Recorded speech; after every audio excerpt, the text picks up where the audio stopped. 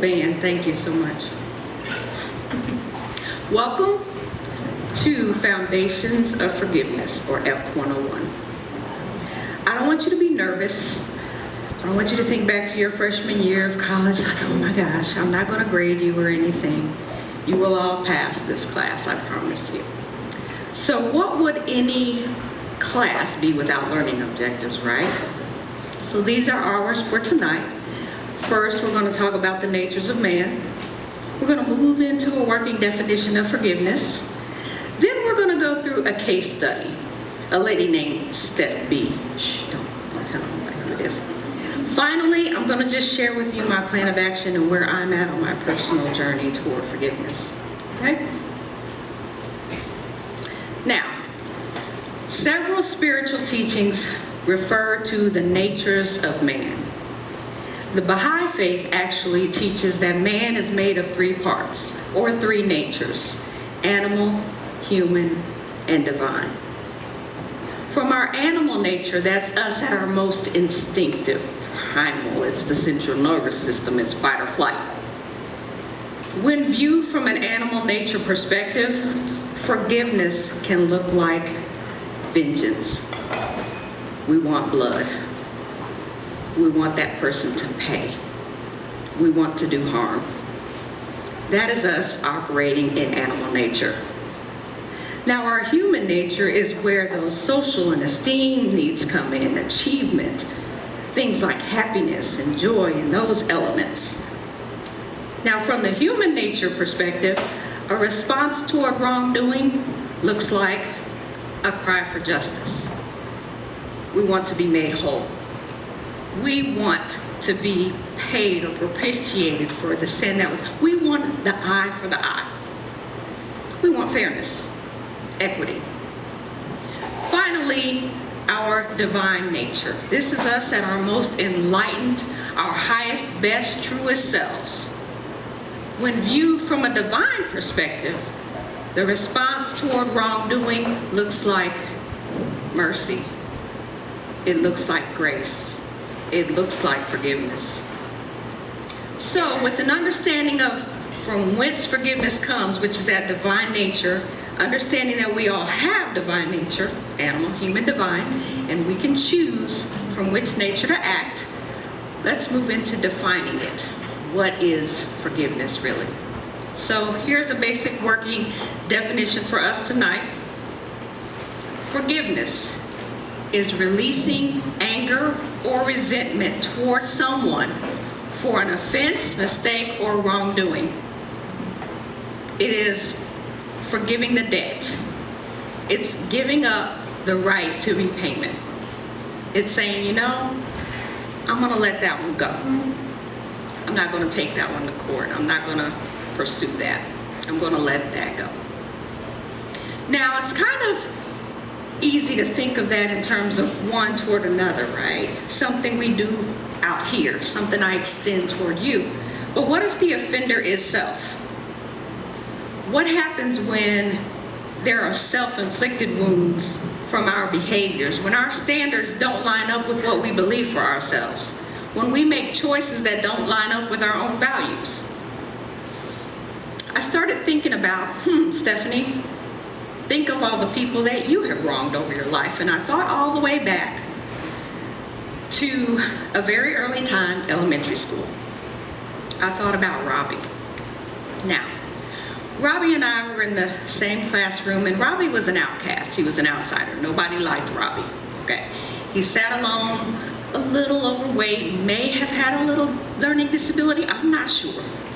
But what I am sure of is that gas bubble that I felt that day in my stomach was coming out with vengeance. And I needed a scapegoat. I didn't have the courage to take responsibility for the flatulent foulness that was about to be unleashed upon that room. So there was Robbie.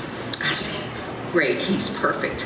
I slid next to Robbie, and I let that thing go. I relaxed my sphincter muscle and just let it slide. Now, you have to quickly move away. If you've ever crop dusted, you have to move away quickly, or else it'll follow you and everyone will know.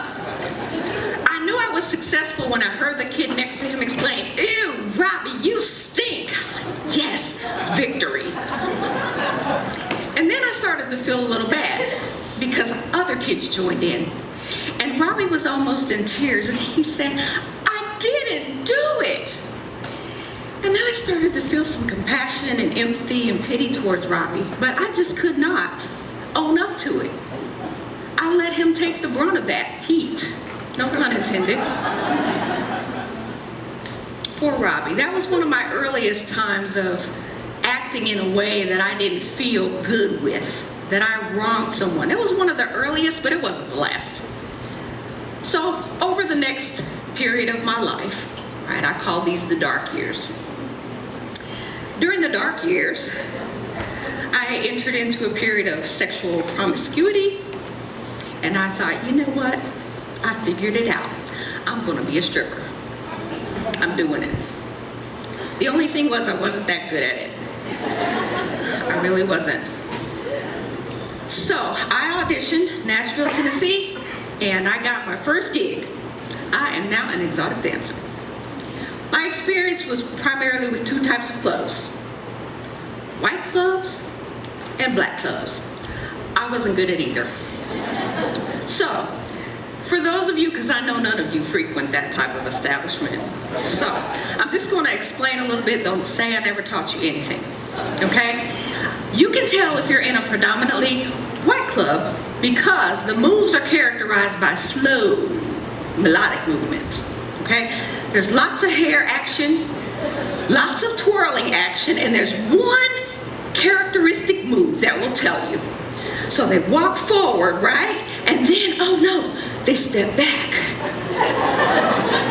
I called it step back. That will let you know you're in a predominantly white club. Now, moving on to a predominantly black club, it's characterized by much more booty action, twerking, and the hallmark in a black club is being able to make your gluteus maximus give an applause. Okay? If you don't know what I'm talking about, figure it out later. Okay? Here's the thing, I never learned how to do it successfully because it doesn't involve the gluteus at all. Your quads have to move to get that to work. I just didn't devote the time. I just was like, hey, I was average. What got me out of the life was I said, you know what, Stephanie, something's wrong with the job where you just have to have 2 or 3 drinks every night to do it. This may not be the thing for you. I mean, it may line up with other women naturally, but I had to work at it. Also, I hate sales. Hi, would you like me to sit on you for a few minutes? And I know sales is a numbers game, and you know, salesmen aren't bothered by the numbers game, but I'm like, oh, rejection. Oh, rejection. Anywho. That wasn't even the last break from my personal value setting system. Throughout my time, I've had many more, and I was actually going to share a different story tonight, but I figured out that I'm not ready yet, okay? I am somewhere on that path towards self-forgiveness and healing and self-love. I'm not sure where, like am I New York to California, or am I like Utah? Like how close am I? I don't know that answer, but I will tell you that preparing for this tonight, I found a couple of tips for myself, so I thought I'd share them with you. Here's my plan of action. First, acknowledge and accept. My past is my past. That is my history. I made those decisions. I made those choices. And I'm going to accept the fact that at that time I could not have made a better decision or choice if I tried. I'm going to accept that I didn't know what I didn't know before I learned it. I have to be good with that. Next, clarity and synchronization. I love synchronized swimmers. But I'm getting clear on what are my values right now, today. What do I believe? What do I hold near and dear? How do I want to be with people? How do I want them to be with me? And what are my principles that I live by? My dad told me, if you live a life of principles, most of your decisions are made before you ever have to make them. So when you encounter them, you just act according to your principles. I am working to be that way. Lastly, bringing back to that divine, reconnecting with spirit, remembering who I am and that I am spirit made and spirit filled, and I do have a divine nature despite what my past tells me about myself. Sometimes ourselves can be dishonest with ourselves and mislead us into thinking that we're just lost and down. So reconnecting with that spirit. I believe those actions, there are tons of them, but these three I thought spoke to me so that I can get back to superstar, right?